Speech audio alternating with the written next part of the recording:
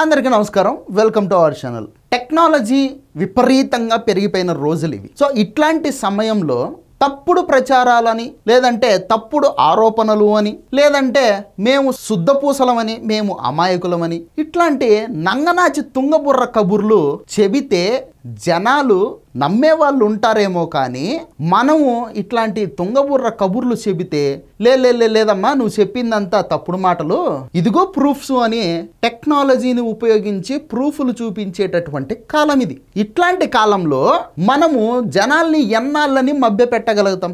ఈ విషయాన్ని జగన్మోహన్ రెడ్డి గారు గుర్తించాలి. ఎందుకంటే ఆంధ్రప్రదేశ్లో లిక్కర్ స్కామ్ కి సంబంధించి రోజుకొక న్యూస్ బయటకు వస్తూ ఉండేటటువంటి పరిస్థితి. ఈ లిక్కర్ స్కామ్ కి సంబంధించి ఇప్పటికే దాదాపు 7-8 మంది కీలకమైనటువంటి వ్యక్తులు అరెస్ట్ అవ్వడం కూడా జరిగింది. వాళ్ళు ప్రజెంట్ రిమాండ్ లో ఉన్నారు. సిట్ అధికారులకు ఇప్పటికే ఆల్మోస్ట్ కీలకమైనటువంటి ఆధారాలన్నీ దొరికిపోయినాయి. ఇంకా దొరకాల్సింది కేవలం ఆ బిగ్ తలకాయ్, ఆ పెద్ద తలకాయ్ ఎవరు అనే దానికి ఆధారాలు దొరకాలి. అంటే సిట్ అధికారులు ఆల్మోస్ట్ తాడేపల్లి ప్యాలెస్ గేట్ దాకా వెళ్ళిపోయారు. ఇంకా అక్కడి నుంచి లోపలికి వెళ్ళి మన వీరభోగ వసంతరాయలు జగన్మోహన్ రెడ్డి గారిని లాక్కొని రావాలి అంటే వాళ్ళకి కావాల్సింది ఆధారం. దానికోసం వెయిట్ చేస్తూ ఉన్నారు. ఇన్ని రోజులు స్తబ్దుగా ఉన్నటువంటి మన జగన్మోహన్ రెడ్డి గారు దిఢీరనే ప్రెస్ మీట్ పెట్టడానికి సమయం ఫిక్స్ చేసుకున్నారనమాట. టైం ఫిక్స్ చేసుకున్నారు. ఈ రోజు ఉదయం 11 గంటలకు ఆయన గారు బెంగళూరు నుంచి మీడియాని అడ్రస్ చేస్తారంట. దేని విషయం మీద? లిక్కర్ స్కామ్ మీదే. ఇన్ని రోజులు సైలెంట్ గా ఉండి ఉన్నట్టుండి ఇప్పుడే ఎందుకు ఈ లిక్కర్ స్కామ్ మీద ఆయన గారు ప్రెస్ మీట్ పెట్టాలని అనుకుంటున్నారు? ఎందుకు అంటే ఆయనకు కూడా క్లారిటీ వచ్చేసింది. ఇంకా లిక్కర్ స్కాము నన్ను తీసుకొని పోయి కడప సెంట్రల్ జైల్లోనో, రాజమండ్రి సెంట్రల్ జైల్లోనో, వైజాగ్ సెంట్రల్ జైల్లోనో ఖచ్చితంగా తోస్తారు అని ఆయన కూడా ఫిక్స్ అయిపోయాడు అనమాట. అందుకనే ప్రెస్ మీట్ పెట్టి జనాల దగ్గర సింపతి కొట్టేయాలని చెప్పేసి ప్రయత్నం చేస్తాడు. ఈరోజు మీరు కావాలంటే చూడండి. ప్రెస్ మీట్ పెట్టి నేను మద్యపాన నిషేధం చేయాలనుకున్నాను, అందుకనే ప్రభుత్వం చేత మద్యం అమ్మించేశాను, వచ్చిన సొమ్మంతా ఖజానాలోకి పోయింది, వాటిని నేను డీబీటీ పథకాలలోకి మళ్లించాను, ప్రజలకు ఆ డబ్బును చేర్చాను, నేను ఏ పాపము ఎరగను, నేను మంచివాడిని, నేను సౌమ్యుణ్ణి, నేను సత్యహరిశ్చంద్రుడి వంశాంకురాన్ని, నేను అసలు అబద్ధాలే ఆడను, నేను చాలా సత్యవంతుణ్ణి, నేను అసలు దోపిడీలకే పాల్పడను అని చెప్పేసి ఈరోజు పర్ఫార్మెన్స్లు ఇస్తాడు. మీరు కావాలంటే చూడొచ్చు. ఇక ఆయన ఏ రేంజ్ పర్ఫార్మెన్స్లు ఇచ్చినప్పటికీ కూడా దానికంటూ కౌంటర్ ఇవ్వాలిగా, దానికంటూ ప్రూఫ్లు మా దగ్గర ఉన్నాయని చెప్పాలిగా. సో సిట్ అధికారులు ఓకే నువ్వేం ఫీల్ అవ్వద్దు, మా దగ్గర అన్ని రకాల ప్రూఫ్లు ఉన్నాయి, టెక్నాలజీని వాడుకొని ప్రతీది లాగేశాం, ప్రతి ఒక్క ప్రూఫ్ మా దగ్గర ఉంది, నువ్వు ఎన్ని పర్ఫార్మెన్స్లు ఇస్తావో, ఏ రేంజ్ పర్ఫార్మెన్స్లు ఇస్తావో, నువ్వు ఆస్కార్ లెవెల్ పర్ఫార్మెన్స్లు ఇచ్చినప్పటికీ కూడా జనాల ముందు ఆ ఆధారాలన్నీ పెట్టేస్తాం, ప్రజాక్షేత్రంలో ముందు నిన్ను దోషిగా నిలబెట్టి తర్వాత కోర్టుల్లో నిన్ను దోషిగా నిలబెట్టి నీకు శిక్ష ఇస్తామని చెప్పేసి వాళ్ళు కూడా ఫిక్స్ అయిపోయారు. దానికి సంబంధించి డీటెయిల్స్ ఏమి ఇచ్చారంటే కనుక, మద్యం స్కామ్ లో పక్కాగా టెక్నాలజీని ఉపయోగించుకొని ఆధారాలను సేకరించింది సిట్ అధికారులు.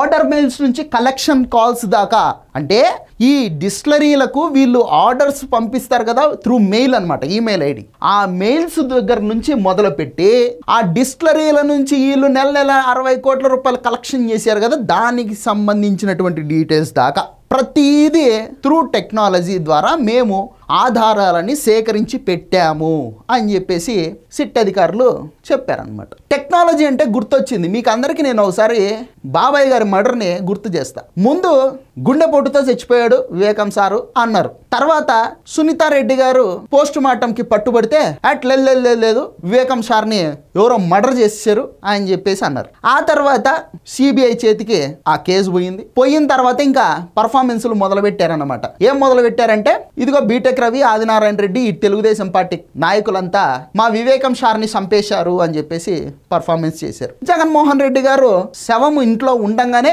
ఏ రేంజ్ లో పర్ఫార్మెన్స్ ఇచ్చాడో మనందరికీ తెలుసు. కానీ ఆ వివేకం సార్ గారి మర్డర్ కేసులో సిబిఐ వాళ్ళు అసలైన నిందితులు ఎవరు అనేది ఏ విధంగా కనుక్కున్నారు మీకు గుర్తుందా?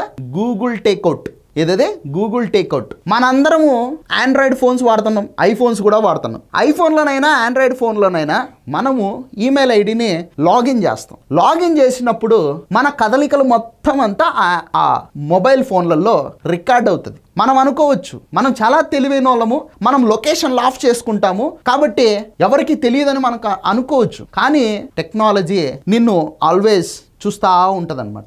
ఆ విధంగా వివేకం సార్ గారి మర్డర్ కేసులో అడ్డంగా బుక్ అయిపోయారు జగన్మోహన్ రెడ్డి, అవినాష్ రెడ్డి, భాస్కర్ రెడ్డి, భారతి రెడ్డి. అదే టెక్నాలజీని ఉపయోగించుకొని ఇప్పుడు ఈ లిక్కర్ స్కామ్లో మీరు ఎంతెంత ఆర్డర్లు ఇచ్చారో ఆ డిస్టిలరీలకు, ఆ డిస్టిలరీల నుంచి కలెక్షన్లు ఎంతెంత, ఎప్పుడెప్పుడు, ఏ ఏ ప్రాంతాల్లో ఎవరెవరు తీసుకున్నారు, మొత్తం టెక్నాలజీని వాడేసి ఆధారాలు సేకరించాము. ఫైల్స్, కంప్యూటర్లు, ఫోన్లు, ఫోరెన్సిక్లు ఈ అన్నిటినీ కూడా విశ్లేషించి మొత్తం ఆధారాలను సేకరించాము. ఈరోజు ఈ కేసుకి సంబంధించి పూర్తి నివేదికను కోర్టుకు సమర్పించబోతా ఉన్నాము అని చెప్పేసి సిట్ అధికారులు స్పష్టం చేశారన్నమాట. సో ఈ కేసుకు సంబంధించి నిందితులు కావచ్చు, ఆరోపణలు ఎదుర్కొంటున్న వారు కావచ్చు, లేదా జగన్మోహన్ రెడ్డి గారు ఈరోజు ప్రెస్ మీట్ పెట్టి ఏ విధమైన పర్ఫార్మెన్స్ ఇచ్చినా కూడా కావచ్చు, ఎవరు కూడా ప్రజాక్షేత్రంలో దోషిగా నిలబడకుండా తప్పించుకునేటటువంటి ప్రసక్తే లేదు. ఖచ్చితంగా ప్రజాక్షేత్రంలో మాత్రం వీళ్ళు దోషులుగా నిలబడి తీరుతారు. ఒక్క ఛాన్స్ అని జగన్మోహన్ రెడ్డి అడిగితే ప్రజలు నమ్మి ఓట్లేసిన దానికి కాను 5 సంవత్సరాల పాటు ప్రతి సెకండ్ కూడా దోపిడీలకు పాల్పడడానికే వాళ్ళు సమయం కేటాయించారు. ఎంత దోసుకుంటారయ్యా? ఇంకెన్ని లక్షల కోట్లు కావాలయ్యా మీకు? ఇంత చేసి మీది ఏమన్నా కానీ వసుదైక కుటుంబంలాగా ఇంత పెద్ద కుటుంబమా? ఉన్నదే నలుగురు. మీ నలుగురికి ఎన్ని లక్షల కోట్లు కావాలి? ఒక్కొక్కరికి 2,000 కోట్లు సరిపోవా? పోనీ ఒక్కొక్కరికి 10,000 కోట్లు సరిపోవా? నలుగురికి కలిపి 40,000 కోట్లు వేసుకో. మీ తరాలు కూర్చొని తిన్నా కూడా 40,000 కోట్లు అయిపోవు కదా. ఎన్ని లక్షల కోట్లు కావాలి మీకు? ఆంధ్రప్రదేశ్ ప్రజలందరి 5 సంవత్సరాల ఆదాయం మీరు ఒక్కరు కొల్లగొట్టేశారు. ఇంత దారుణం, ఇంత అవినీత. ఇక ఈ ఫోరెన్సిక్ ఏం తెలిసింది అంటే డిపో మేనేజర్లకు సత్యప్రసాద్ పంపించినటువంటి లిక్కర్ బ్రాండ్లకు సంబంధించి ఆర్డర్ డేటా వివరాలన్నీ సైబర్ ఫోరెన్సిక్ వాళ్ళు బయట పెట్టడం జరిగింది. ఏ రోజు సత్యప్రసాద్ మొబైల్ నుంచి డిపో మేనేజర్లకు ఏ బ్రాండ్ జాబితా వచ్చిందో పక్కా టెక్నాలజీతో తేల్చేశారు వాళ్ళు. APS-BCL నుంచి ఈ బ్రాండ్లు తయారు చేసేటటువంటి వ్యాపారులకు పేమెంట్లు ఎవరు పంపించారు, అది APS-BCL నుంచి రిలీజ్ అయిందా లేకపోతే ఇంకెవరు పంపించారు అనేటటువంటి ఆధారాలను కూడా వీళ్ళు సేకరించడం జరిగింది.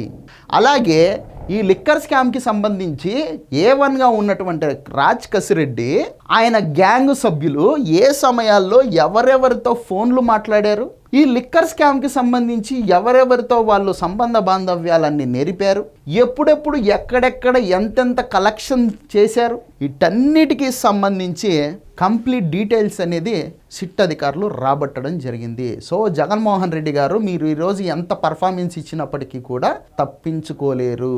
మీకు కృష్ణ జన్మస్థానం కన్ఫర్మ్. ఇది వీడియో. ఈ వీడియో నచ్చితే లైక్ చేయండి, సబ్స్క్రైబ్ చేయండి, షేర్ చేయడం మాత్రం మర్చిపోవద్దు. Thank you.